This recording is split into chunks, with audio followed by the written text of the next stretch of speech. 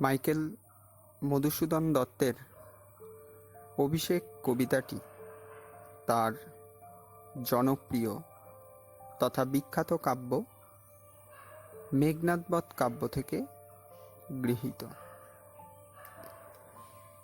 এই মেঘনাদবধ কাব্যটি 1861 খ্রিস্টাব্দে প্রকাশিত হয়। কাব্যটি মোট 9টি স্বর্গে বিন্যস্ত। এই 9টি স্বর্গের প্রথম স্বর্গের নাম অভিষেক, এবং আমাদের পাঠ্য এই অভিষেক কবিতাটি মূলত সেই প্রথম স্বর্গ অভিষেক থেকেই সংকলিত। আমরা এর আগের দিন এই কবিতাটির বিষয় সম্পর্কে আলোচনা করেছিলাম। সেখানে মূলত আমরা যেটা জেনেছি যে অভিষেক কেন ঘটানো হচ্ছে ইন্দ্রজিতের, কোন পরিস্থিতিতে রক্ষশ্রেষ্ঠ রাবণ তিনি ইন্দ্রজিৎকে অভিষিক্ত করতে বাধ্য হচ্ছেন, সেই বিষয়টা সম্পর্কে আমরা এর আগের যে অডিওটা ছিল সেখানে আমরা মূলত বিষয়টা জেনে নিয়েছি। আজকে কবিতার যে মূল পাঠ্য অংশটি আমাদের অভিষেক নামাঙ্কিত অংশে রয়েছে সেটা আমরা জানব। তোরা প্রত্যেকে পাঠ্য বইটা সামনে রেখে, অর্থাৎ অভিষেক কবিতাটি সামনে রেখে এই অংশটাকে শোনার চেষ্টা করবি, তাতে সুবিধা হবে। প্রত্যেকটা লাইন বলে দিচ্ছি, প্রত্যেকটি লাইনের মধ্যে থেকে বিভিন্ন ধরনের প্রশ্ন হতে পারে, সেগুলো পরবর্তীতে আরও একটি অডিওতে আলোচনা করা যাবে। এখন কবিতাটির প্রতিটি চরণ, তার তাৎপর্য কী, সেই বিষয়গুলো নিয়ে আমরা আলোচনা করব। এটা শোনার পর যদি কোনো প্রশ্ন থাকে সেই প্রশ্নগুলো আমাকে হোয়াটসঅ্যাপ মারফত তোরা জানাতে পারিস। আমি চেষ্টা করব সেই প্রশ্নের উত্তরগুলো দেওয়ার জন্য। দেখ কবিতাটি। কনক আসন ত্যাজি বীরেন্দ্র কেশরী ইন্দ্রজিৎ প্রণমিয়া ধাত্রীর চরণে কহিলা, কি হেতু মাত গতি তব আজি এ ভবনে, কহ দাসে লঙ্কার কুশল। কনক আসন অর্থাৎ সোনার আসন। সোনার আসন বলতে এখানে ইন্দ্রজিৎ মূলত লঙ্কা থেকে কিঞ্চিত দূরে অবস্থিত প্রমোদ উদ্যানে তিনি তার স্ত্রী প্রমীলা এবং অন্যান্য নারীদের সঙ্গে তিনি সেই প্রমোদ উদ্যানে সুখ স্বাচ্ছন্দ্য বিরাজ করছিলেন। কিন্তু ইতিমধ্যে সেই স্বর্ণ লঙ্কায় যে কি ঘটে গেছে তা তিনি অবগত নন। সেই কারণে এই প্রমোদ উদ্যানে যখন তিনি তার ধাত্রীমাতাকে ইন্দ্রজিৎ তার ছেলেবেলায় অর্থাৎ জন্মের পরমুহূর্ত থেকেই তিনি পালিত হয়েছিলেন তার ধাত্রীমাতার কাছে। ইন্দ্রজিতের যে মাতা অর্থাৎ রাবণের স্ত্রী মন্দোদরীর নিকট তিনি পালিত হননি।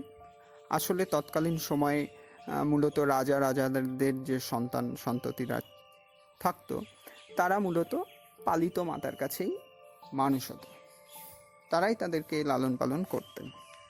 তো এই রকমই ইন্দ্রজিতের ধাত্রীমাতা ছিলেন প্রভাষা। সেই প্রভাষার কাছেই ইন্দ্রজিৎ মানুষ। তাই আজ এই প্রমোদ উদ্যানে তিনি যখন তার স্ত্রীর সঙ্গে আছেন, যখন তিনি সেই প্রমোদ উদ্যানে সুখ স্বাচ্ছন্দ্যে মত্ত, সেই মুহূর্তে হঠাৎ ধাত্রীমা প্রভাষাকে দেখে তিনি অবাক হয়েছেন, বলা চলে এক প্রকার বিস্মিত হয়েছেন। তিনি কখনো কল্পনাও করতে পারেননি যে এই মুহূর্তে এই প্রমোদ উদ্যানে তার ধাত্রীমাতার আগমন ঘটবে। তো যখন রাজ সিংহাসনে, বলা চলে সোনার আসনে, যখন বীরেন্দ্র কেশরী ইন্দ্রজিৎ তিনি বসে আছেন, তখন হঠাৎই সেই ধাত্রীমাতা প্রভাসাকে দেখে তিনি অবাক হয়ে গেছেন। তো তিনি সেই সোনার আসন ত্যাগ করে তিনি ধাত্রীমাতার কাছে এসে তার চরণ স্পর্শ করে, অর্থাৎ তাকে প্রণাম করে বলছেন, কি হেতু মাতো গতি তব আজি এ ভবনে। হেতু অর্থাৎ কারণ, কোন কারণে মা এই ভবনে তোমার আগমন ঘটল। কহ দাসে লঙ্কার কুশল, অর্থাৎ নিজেকে দাস অর্থাৎ সেবক রূপে তিনি মায়ের সামনে তিনি সেই কথা বলছেন যে আমাকে জানাও, লঙ্কার সুসংবাদ জানাও। যেহেতু ধাত্রীমাতা প্রভাসা তিনি লঙ্কা থেকেই আসছেন, তাই তিনি অর্থাৎ ইন্দ্রজিৎ তার ধাত্রীমাতাকে বলছে যে আমাকে লঙ্কার সুসংবাদ দাও। শিরোচুম্বী ছদ্মবেশী অম্বুরাশি সুতা উত্তরিলা, হাই পুত্র কি আর কহিব কনক লঙ্কার দশা। তখন ধাত্রীমাতা প্রভাসা তিনি কি করলেন, তিনি ইন্দ্রজিতের শির অর্থাৎ কি তার মাথা, তার কপালে চুম্বন করে তিনি বলছেন যে কি আর উত্তর দেব পুত্র। সেই সঙ্গে একটা জিনিস বলে রাখি, এখানে দেখ বলা হয়েছে ছদ্মবেশী অম্বুরাশি সুতা। ছদ্মবেশী অম্বুরাশি সুতা মানে ছদ্মবেশী অর্থাৎ ছদ্মবেশ ধারণ করেন যিনি। অম্বুরাশি সুতা, অম্বু অর্থাৎ জল, সমুদ্র। অম্বুরাশি সুতা বলতে সমুদ্র কন্যার কথা বলা হচ্ছে।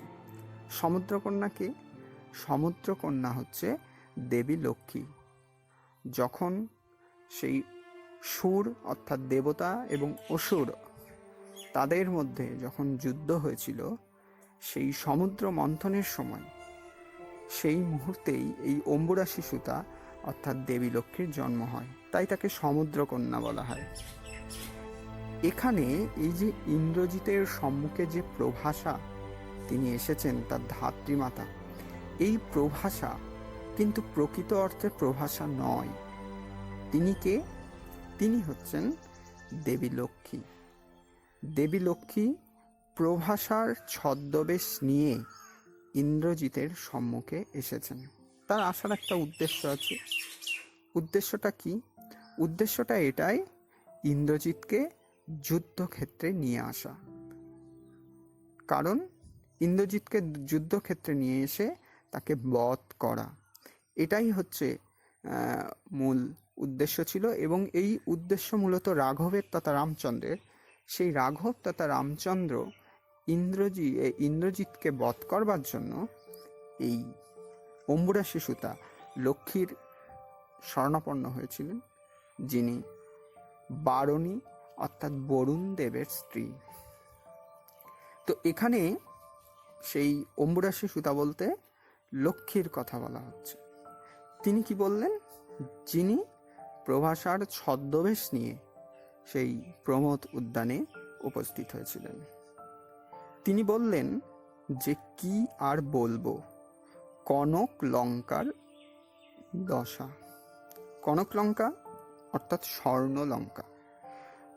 প্রভাসা রূপী লক্ষ্মী তিনি বলছেন যে স্বর্ণ লঙ্কার কথা আর কি বলবো, ঘোরতর রণে হতপ্রিয় ভাই তব বীরবাহু বলি। অর্থাৎ ঘোরতর মহাযুদ্ধে তোমার প্রিয় ভাই বীরবাহুর মৃত্যু ঘটেছে। বলি অর্থাৎ বীর, বলশালী।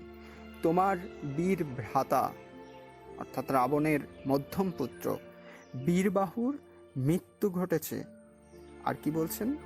তার শোকে মহাশোকী রাক্ষসাধিপতি।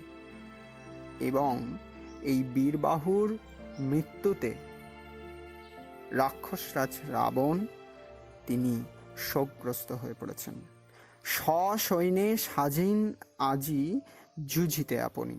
এবং তিনি সৈন্য সমাবেশ ঘটিয়ে তিনি কি করতে চলেছেন? যুদ্ধ করতে চলেছেন রামচন্দ্রের সঙ্গে।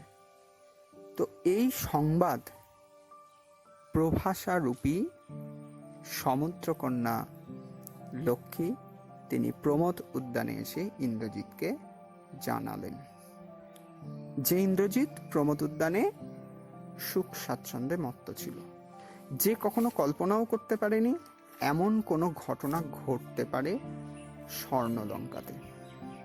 কারণ কারণ হচ্ছে ইন্দ্রজিৎ ইতিপূর্বে রামচন্দ্রকে দুবার যুদ্ধে পরাজিত করেছেন, বলা চলে নিহতও করেছিলেন। কিন্তু সে যে পুনরায় বেঁচে ফিরে এইরকম অঘটন ঘটিয়ে ফেলবে, তার মধ্যম ভ্রাতা বীরবাউর হত্যা ঘটিয়ে ফেলবে, এটা ইন্দ্রজিৎ কল্পনাও করতে পারেনি। তাই প্রভাষার মুখে এই সংবাদ শুনে সে হতচকিত, সে অবাক, সে বিস্মিত, সে কি শুনেছে বুঝে উঠতে পারছে না। জিজ্ঞাসিলা মহাবাহু বিস্ময় মানিয়া, তো বিস্মিত সেই ইন্দ্রজিৎ মহাবাহু, যিনি মহাবলশালী, তিনি বিস্মিত হয়ে পুনরায় সেই প্রভাষারূপী লক্ষ্মীকে জিজ্ঞাসা করছেন, কি কি কহিলা ভগবতী? ভগবতী অর্থাৎ মাতা, যে তুমি আমাকে কি বললে, কি শোনালে তুমি আমাকে? তখন ভগবতী তথা দেবী তথা মাতা তথা ঈশ্বরী তার কাছে যখন প্রশ্ন করেছে, এছাড়া ইন্দ্রজিৎ তাকে আরো বলছে, কে বধিল কবে প্রিয়ানুজে? সে আরো বলছে যে কে তাকে বধ করলো? আমার প্রিয় অনুজ, অনুজ অর্থাৎ ভাই, আমার প্রিয় ভাই, তাকে কে বধ করলো কবে? নিসারণে সংহারিনু আমি রঘুবরে, খণ্ড খণ্ড করিয়া কাটিনু বরশি প্রচণ্ড স্বর বৈরী দলে।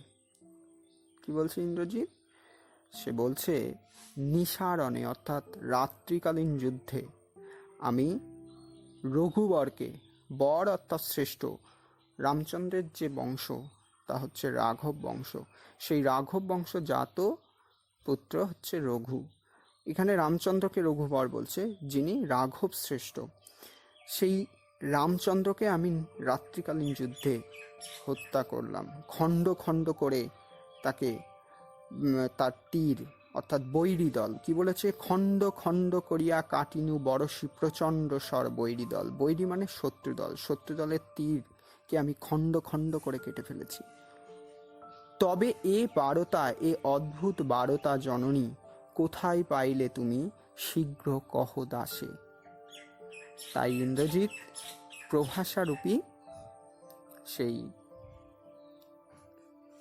লক্ষ্মী দেবীকে তিনি প্রশ্ন করছেন, যে রঘুবরকে আমি রাত্রিকালীন যুদ্ধে হত্যা করেছি, তার সৈন্যদলকে খণ্ড খণ্ড করে কেটেছি, সেই রঘুবর ফিরে এসে কিভাবে আমার প্রিয়ানুজকে বধ করলো, সে সংবাদ তুমি কোথায় পেয়েছো আমাকে জানাও। তিনি হতচকিত হয়ে গেছেন এই সংবাদ পেয়ে, যে এটা কখনো ঘটতে পারে তিনি বুঝে উঠতে পারছেন না, কারণ এটা অসম্ভব। তিনি জানেন যে রামচন্দ্রের মৃত্যু ঘটেছে, সুতরাং সেই রামচন্দ্র পুনরায় পুনর্জীবিত হয়ে তার প্রিয়ানুজকে মেরে ফেলবে, এটা কখনো ঘটতে পারে না। তাই তিনি প্রভাষার কাছ থেকে যখন তিনি এই সংবাদ পেয়েছেন, তখন হতচকিত, তিনি বিস্মিত, তিনি বিশ্বাস করতে পারছেন না যে এটা কি প্রকারে সম্ভব হলো।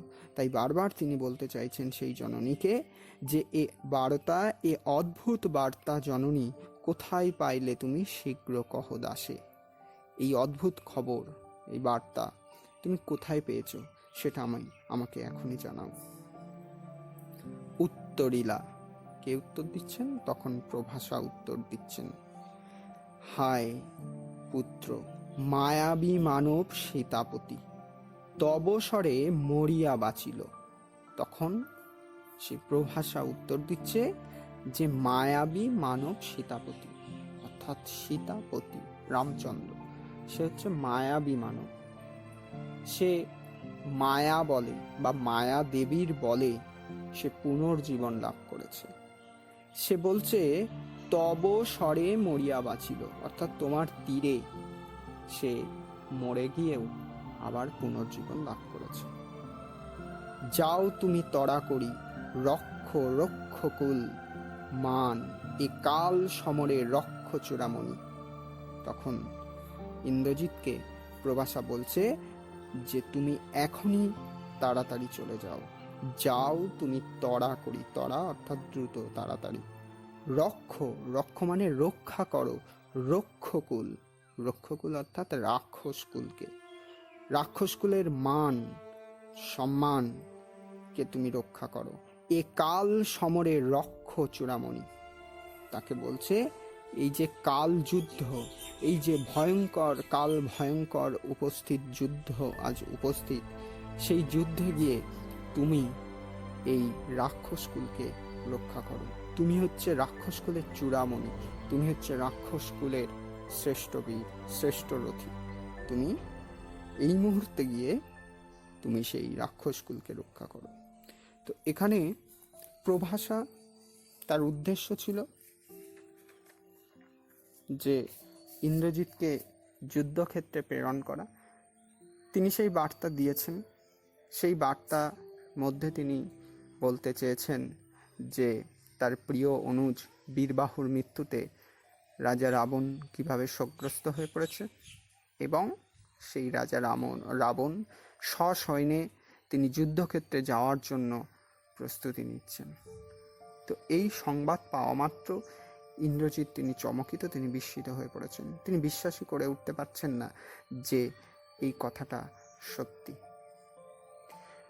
এ কথা শুনবার পর এবার ইন্দ্রজিতের কি প্রতিক্রিয়া ঘটছে সেটা আমরা জানব। কি প্রতিক্রিয়া ঘটছে দেখ।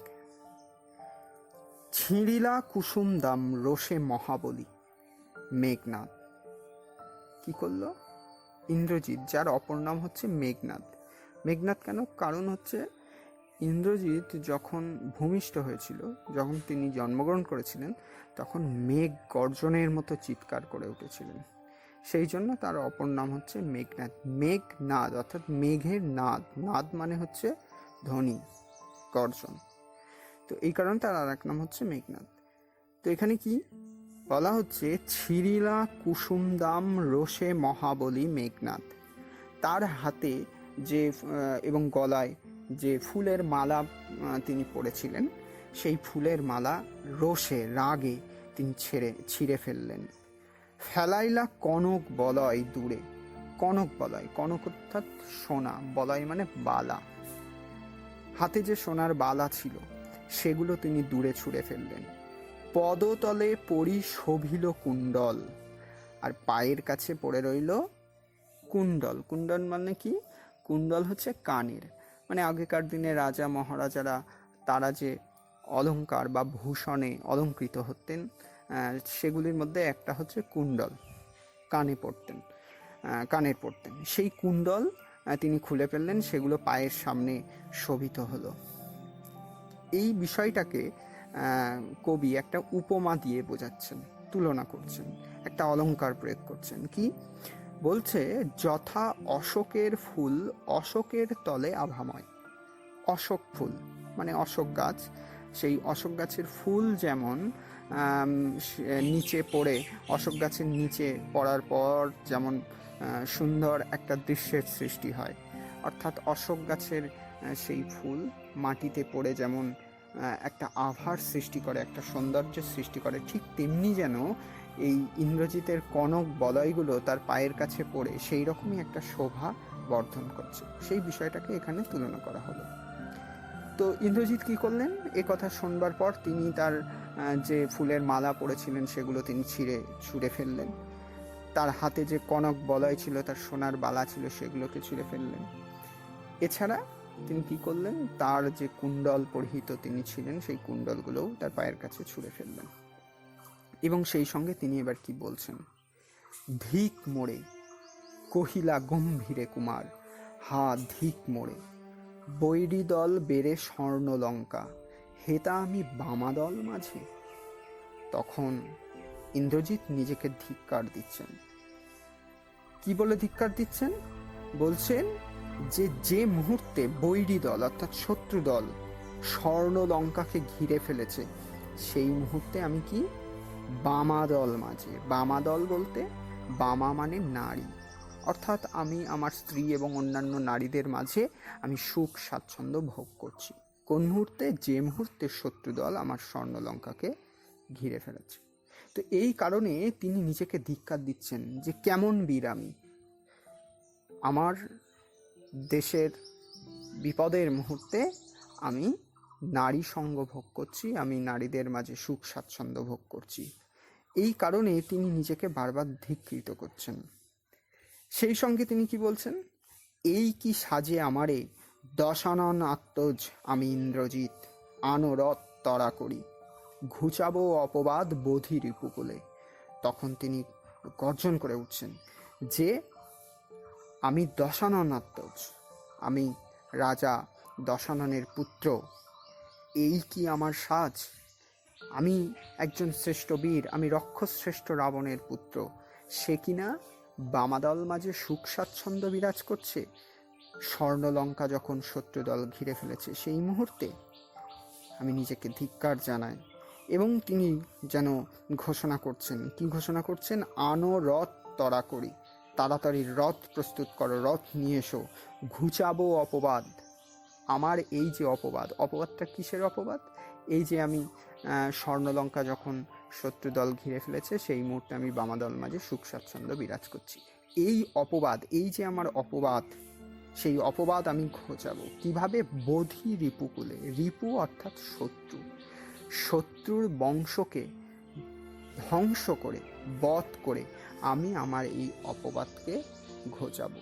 সেই কথাই এখানে ইন্দ্রজিৎ বলবার চেষ্টা করছে যে এই যে অপবাদ, আমি প্রমোদ উদ্যানে নারী সঙ্গ লাভ করছি, সুখ স্বাচ্ছন্দ্যে মত্ত হয়ে আছি, যে মুহূর্তে স্বর্ণলঙ্কা শত্রু দলের দ্বারা আবৃত সেই মুহূর্তে। তাই ইন্দ্রজিৎ নিজেকে ধিক্কার জানিয়ে রথ প্রস্তুত করবার কথা বলছেন। তিনি এখনই গিয়ে তার সেই শত্রুদলকে বধ করে তিনি তার এই অপবাদকে ঘোচাবেন।